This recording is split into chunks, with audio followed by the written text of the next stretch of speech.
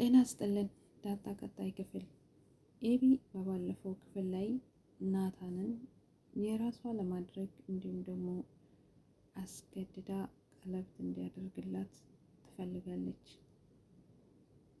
እንግዲህ ናታን በገጠመው የሰው ደብዳቤ ወይም ደግሞ የሰው አደራ የሰላምዬን አደራ ተቀብሎ ኤቢ ገብታ እንደወሰደች እንዳየች እናውቃለን።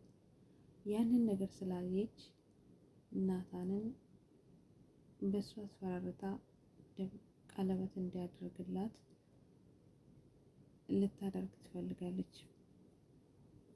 ናታንም የጉዳይና የምስጢር እንዳይወጣ ኤቢን ለጊዜ እሺ ብሏታል። ነገር ግን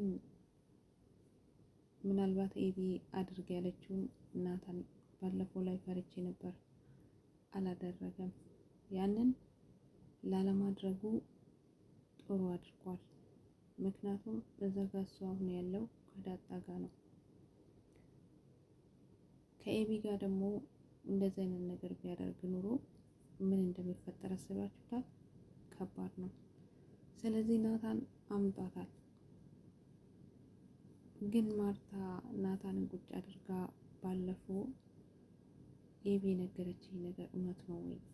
ቀለበት እናድርግ ነው ዝግጅታችሁን ጨርሱ እያለች ነው። እንደው ልጄ ነህ ሳትዋሸኝ ንገረኝ ብላ ጠይቃለች ማርታ። ናታን ግን አይደለም እኔ ተማሪ ነኝ፣ በፍጹም በአሁኑ ሰዓት እንደዚህ አይነት ነገር ሀሳብም የለኝም አላሰብኩም ብሏታል። አይ አንተም ልጄ ነህ አትፍራኝ፣ እውነቱን ንገረኝ፣ ልጄ እንድትጎዳብኝ አልፈልግም። ከአሁን እውነታውን አውቃ ብትቀመጥ ይሻላል። አሁን ግን አሁን ካላወቀች በኋላ ትጎዳብኛለች። ስለዚህ እባክህ ናታንዬ እውነቱን ንገረኝ ብላለች። ይህን እያወሩ ያለ ኤቢ ከች ብላለች። ናታን ኤቢ ስትመጣ ነገሮቹን ላለማውራት ተቆጥቧል። ማርታ ግን እንደውም ኤቢ መታለች አብረን እናውራ በማለት ነገሩን ጀምራለች። ናታን ግን ይቅርታ እማዬ፣ ኤቢ ባለችበት ቦታ አላወራሽም፣ ሌላ ጊዜ መጥቼ እኔ ራሴ እነግርሻለሁ ብሏታል። ይገርማል። ደረጀ ትንሽ ወደ ራሱ የተመለሰ ይመስላል። ዳጣና ደረጀ በመኪና ውስጥ በመሆን ሁለቱም ሲያወሩና የልጅና አባት ጊዜ እያሳለፉ ነበር። እንዲሁም ካፌ ቦታ ወስዷት ዳጣን እያወራት ነበር። ሰላም ጋር ብትሄጂ ደስ ይለሻል እያለ ጥያቄ ጠይቃታል። እሷም አዎ ብሄድ ደስ ይለኛል፣ ነገር ግን ያለችበት ቤት ጠባብ ነው፣ ሌላ ሰው አያስገባም እንጂ ብሄድ ደስ ይለኛል ብላለች።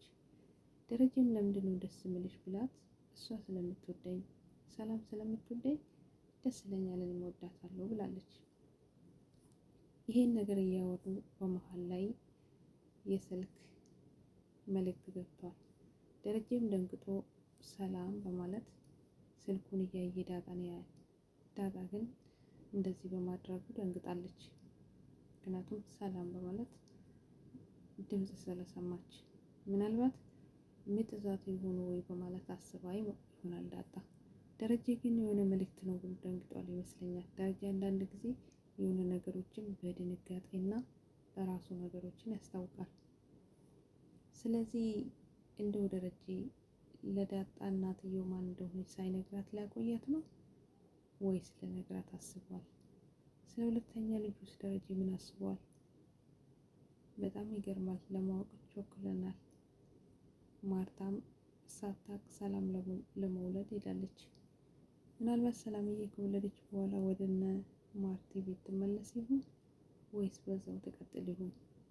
ምናልባት ልጇንም ስላየች እና ዳጣንም ስላገኘቻት ላትመለስም ትችላለች፣ በዛው ልትቀርም ትችላለች። በፊት ግን ዳጣን እየጠበቃች እንደሆነ ተናግራለች ሰላምዬ። ምናልባት አሁን በዛ ምክንያት ዳጣዬ ስላገኘው አልመለስም ብላ በዛው ከቀራች ምክንያቱም ብዙ መዘዝ ይዞ ይመጣል። ሰላምዬ ወደ ቤት ብትመለስ ኤቢም አርፋ አትቀመጥም። ነገሮቹን እስከምታጣራ ድረስ ወይ ዲኤንኤ አስመርምሬ የልጁን አባት አውቃለሁ በማለት ሌላ ጣጣ ታመጣለች። ስለዚህ ሰላም አሁን ከቤት ወጥታ መሄዷ ጥሩ ነው ማለት ነው።